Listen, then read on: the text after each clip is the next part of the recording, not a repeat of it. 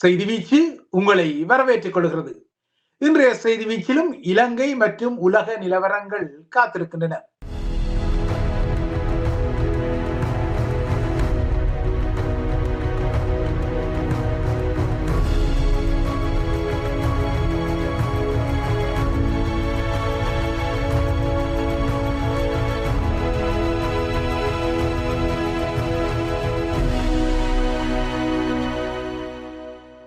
இலங்கை தீவில் போர்க்காலத்தில் இல்லாத ஒரு பயங்கரமான சூழல் நிலை வருவதாக ராஜபக்ஷ முகங்கள் பதறும் அளவுக்கு நாட்டில் பாதாள உலகின் செயற்பாடுகள் இருக்கின்றனவோ இல்லையோ தெரியாது. ஆனால் தலைநகர் கொழும்பு உட்பட்ட இடங்களில் தொடர்ந்தும் துப்பாக்கி வேட்டுக்கள் ஒலித்து வருகின்றன. இலங்கையில் இந்த ஆண்டு இதுவரை நடந்த 101வது துப்பாக்கிச் சூட்டு சம்பவமாக அண்மையில் வெலிகம பிரதேச சபையின் தலைவர் மிதிகம லாசா கொல்லப்பட்ட சம்பவம் பதிவாகியிருந்தது. இந்த ஆண்டு இதுவரை 50க்கும் மேற்பட்டோர் துப்பாக்கிச் சூட்டு சம்பவங்களில் கொல்லப்பட்ட பின்னணியில் கொழும்பு உட்பட்ட இடங்களில் துப்பாக்கிச் சூட்டு சம்பவங்கள் தொடர்கின்றன.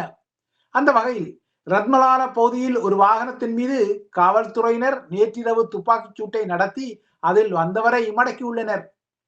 வேன் ரகத்தைச் சேர்ந்த இந்த வாகனத்தை கல்கிசை சோதனை சாவடியில் நிறுத்துமாறு காவல்துறை அறிவுறுத்திய போதிலும் அவ்வாறு செய்வதற்கு மறுத்த குறித்த வாகனம் தொடர்ந்தும் பயணித்த போதே குறித்த வாகனத்தை துரத்தி சென்ற காவல்துறையினர் அதன் மீது துப்பாக்கிச் சூட்டை நடத்தியதாக ஸ்ரீலங்கா காவல்துறை தெரிவிக்கின்றது. இந்த துப்பாக்கிச் சூட்டுக்கு பின்னர் சாரதி மடக்கப்பட்டுள்ளார். இந்த வாகனம் பாதாள உலகுடன் அல்லது போதைப் பொருள் கடத்தலுடன் தொடர்புடைய வாகனமா என்பது குறித்து இதுவரை உறுதியான தகவல்கள் வெளிவரவில்லை. அல்லது இந்த வாகனத்தில் என்ன இருந்தது என்பது குறித்தோ இதுவரை காவல்துறை எதனையும் குறிப்பிடவில்லை. இந்த நிலையில் மாபியா குழுக்களின் நிதியில் கொள்வனவு செய்யப்பட்ட பல சொகுசு பேருந்துகள் பினாமிகள் எனப்படும் போலியான உரிமையாளர்களின் பெயர்களில் இலங்கை தீவில் சேவைகளில் ஈடுபடுத்தப்படும் விடயமும் தற்போது வெளிச்சத்துக்கு வந்துள்ளது. அந்த வகையில் தனக்கு சொந்தமான சில சொகுசு பேருந்துகள் முனராகல கொழும்பு வழித்தடத்தில் சேவையில் ஈடுபடுவதை பாதாள உலக முகமான கெகல் பத்ர பத்மையுடன் இந்தோனேஷியாவில் கைது செய்யப்பட்ட பெக்கோ சமன் உறுதிப்படுத்தி இருக்கின்றார். தனது பேருந்துகள் இவ்வாறு சேவையில் ஈடுபடுவதற்கு உவா மாகாண போக்குவரத்து அதிகார சபையின் தலைவர் மாதாந்தம் 3,50,000 ரூபாவை லஞ்சமாக பெற்றதாகவும் அவர் தெரிவித்துள்ளமை தற்போது குறித்த அதிகாரி ஓய்வு பெற்றிருந்தாலும் குறித்த அதிகாரியும் விரைவில் செய்தியினரால் தூக்கப்படலாம் என தெரிகின்றது. இந்த வழித்தடத்துக்குரிய அனுமதி பத்திரம் கடந்த மார்ச் மாதம் முடிவடைந்த போதிலும் குறித்த அதிகாரியோ இந்த விடயத்தில் ஏதேனும் பிரச்சனை ஏற்பட்டால் அதனை தான் பார்த்துக் கொள்வதாகவும் பேருந்தை தொடர்ந்தும் சேவையில் ஈடுபடுத்துமாறு பெக்கோசமன் தரப்புக்கு சொன்னதாகவும் குறிப்பிடப்படுகிறது.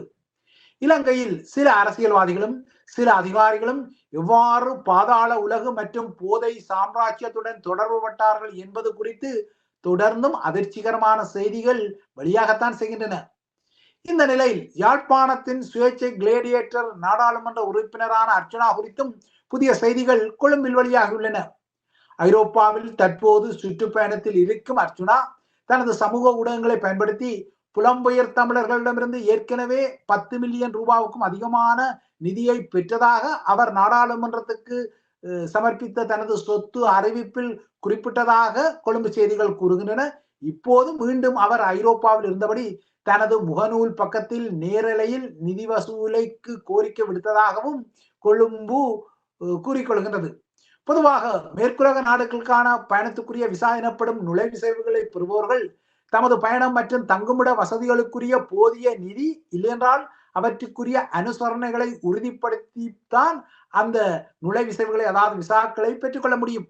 ஆனால் அதற்கு மாறாக தற்போது பயணத்தின் பின்னர் போதுமான நிதியில்லை என குறிப்பிடுவது விசா விதிகளை மீறுவது அல்லது விசா பெறுவதற்கு தவறான விவரங்களை வழங்கி ஒரு விடயமாகவும் கருதப்படும் நிலையில்தான் தன்னிடம் தற்போது உள்ள பணம் ஐரோப்பாவில் செலவுகளை சமாளிக்க போதாது என்பதால் புலம்பெயர் மக்கள் தனது தனிப்பட்ட வங்கி கணக்குக்கு நிதியை அனுப்புமாறு அர்ச்சுனா கூறியமை கொழும்பு ஊடகங்களிலும் வெளியாகியுள்ளது.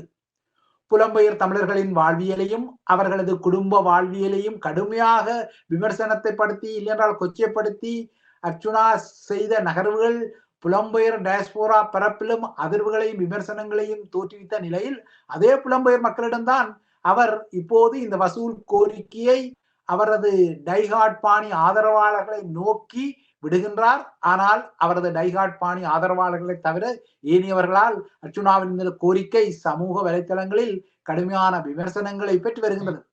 இந்த நிலையில் தனது தற்பாதுகாப்பு நோக்கங்களுக்கென வெளிநாட்டில் இருந்து non lethal ரக பெப்பர் ஸ்ப்ரே எனப்படும் மிளகு தெளிப்பு சாதனங்கள் மற்றும் அவற்றுக்குரிய தோட்டாக்களை கொண்டு வருவதற்கு அனுமதி வழங்குமாறு அர்ச்சுனா ஸ்ரீலங்கா காவல்துறை மாதிபருக்கு விடுத்த கோரிக்கையும் தற்போது பகிரங்கமாயுள்ளது.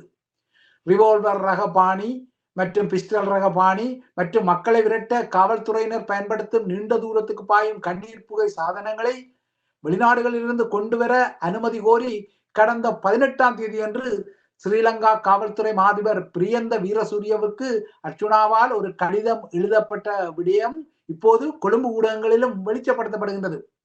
ஸ்ரீலங்கா சுங்க விதிமுறைகளின்படி இவ்வாறான பொருட்களை நாட்டுக்குள் கொண்டு வருவதற்கு முன்னர் அதற்கு முன் அனுமதி பெற வேண்டும் என்ற விடயம் இந்த பாதுகாப்பு சாதனங்களை தான் கொள்வனவு செய்த நேரத்தில் தனக்கு தெரியாது என்பதால் தான் மீண்டும் இலங்கை திரும்பிய பின்னர் இந்த சாதனங்களை தன்னிடம் ஒப்படைக்க ஏற்பாடு செய்யுமாறு அவர் ஸ்ரீலங்கா காவல்துறை மாதிபரிடம் ஒரு கோரிக்கையை விடுத்திருந்தார்.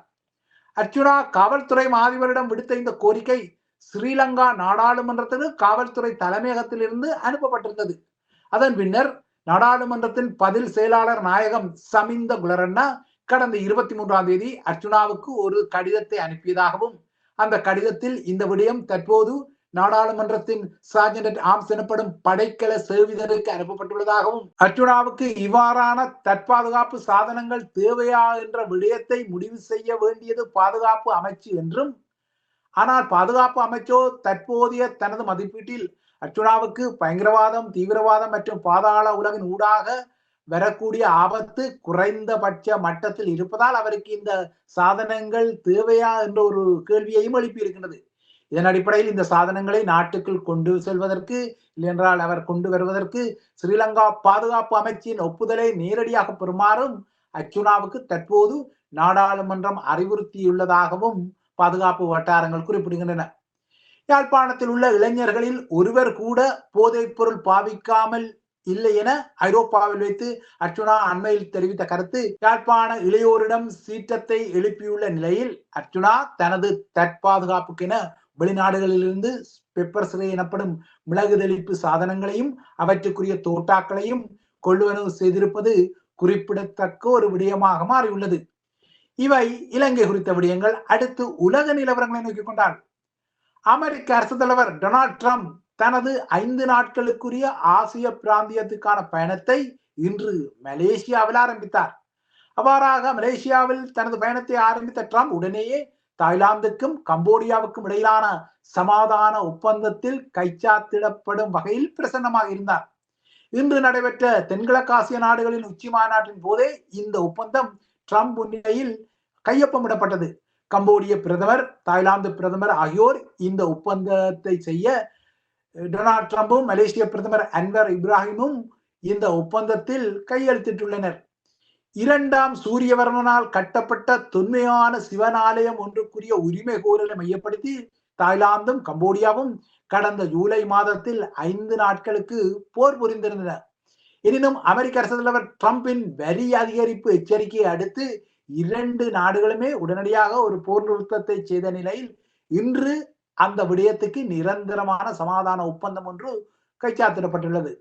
கம்போடியாவின் முக்கியமான சுற்றுலா தலமாக இருக்கக்கூடிய 2ஆம் சூரியவர்மனால் கட்டப்பட்ட அங்கர்வாட் எனப்படும் நகர கோவிலும் அது ஒரு சிவன் கோயிலாக இருக்கின்றது. அதே போல தாய்லாந்து எல்லையில் உள்ள பிரேவிகார் என்றும் சிவன் கோயிலும் உள்ளன.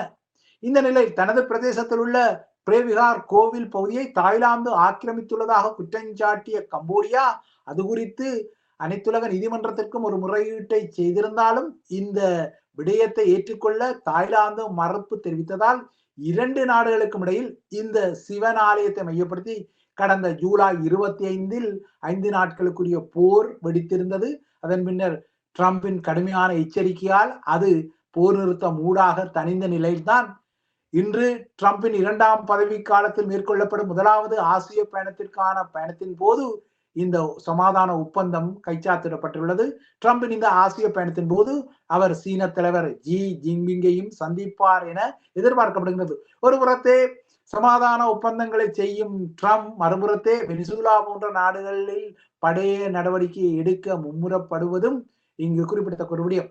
இறுதியாக பிரித்தானியாவில் குடியேறிகளுக்கு எதிரான போராட்டங்களுக்கு காரணமான பாலியல் வன்கொடுமை சம்பவம் ஒன்றில் சிறை தண்டனை விதிக்கப்பட்ட ஹதூஸ் கெபட்டு என்ற எதியோப்பிய குடியேறி சிறையிலிருந்து தற்செயலாக அதிகாரிகளால் கடந்த வெள்ளியன்று விடுவிக்கப்பட்ட சம்பவம் பிரித்தானியாவில் தொடர்ந்தும் பெரும் சர்ச்சைகளை உருவாக்கி வருகிறது. கடந்த வெள்ளிக்கிழமை சிறையிலிருந்து தவறுதலாக விடுதலை செய்யப்பட்ட இவரை தேடும் பணிகள் தற்போது லண்டனில் தீவிரப்படுத்தப்பட்டுள்ளன. எசெக்ஸில் உள்ள சிறைச்சாலையில் இருந்து நாடு கடத்தப்படுவதற்காக அதற்குரிய தடுப்பு காவல் மையத்துக்கு மாற்றப்படவிருந்த குறித்த நபர் தற்செயலாக சிறை அதிகாரிகளால் அதிர்ச்சிகரமாக விடுவிக்கப்பட்டார். அவர் வெளியே செல்வதற்குரிய பயண காசும் கொடுக்கப்பட்டுதான் விடுவிக்கப்பட்டார். ஒரு சிறுமி மீதும் ஒரு பெண் மீதும் பாலியல் வன்கொடுமை செய்ததான குற்றச்சாட்டில் கடந்த செப்டம்பரில் இவருக்கு 1 வருட கால சிறை தண்டனை வழங்கப்பட்ட நிலையில் அந்த சிறை தண்டனை காலத்தில் அவர் நாடு கடத்தப்பட இருந்த நிலையில்தான் அவர் விடுவிக்கப்பட்டார். விடுவிக்கப்பட்ட அவர் அங்கிருந்து வெளியேறி லண்டனில் திரிவது காணொளிகள், அதாவது சிசிடிவி கேமரா காட்சிகள் ஊடாக பகிர்க்கப்பட்ட நிலையில் தற்போது அவரை தேடும் பணிகள் இடம்பெற்று வருகின்றன. இந்த சம்பவம் முற்றிலும் ஏற்றுக்கொள்ளப்பட முடியாத ஒரு சம்பவம் என பிரித்தானிய பிரதமர் விசனம் தெரிவித்திருக்கிறார். இதேவேளை தொழிற்கட்சியின் அரசாங்கம் குடியேறிகள் மீதான கட்டுப்பாட்டையும் நாட்டின் சட்டம் ஒழுங்கு மீதான கட்டுப்பாட்டையும் முற்றாக இழந்து வருவதாக எதிர்கட்சியான கன்சர்வேட்டிவ் கட்சியும் கடுமையான விமர்சனத்தை தெரிவித்து வருகிறது. உண்மையில் தொழிற்கட்சி அரசாங்கத்திற்கு இந்த விடயம் மிகப்பெரிய சர்ச்சையை உருவாக்கியுள்ளது. இவைதான் ஐபிசி தமிழின் செய்தி வீச்சு. தொடர்ந்தும் ஐபிசி தமிழுடன் இணைந்திருங்கள்.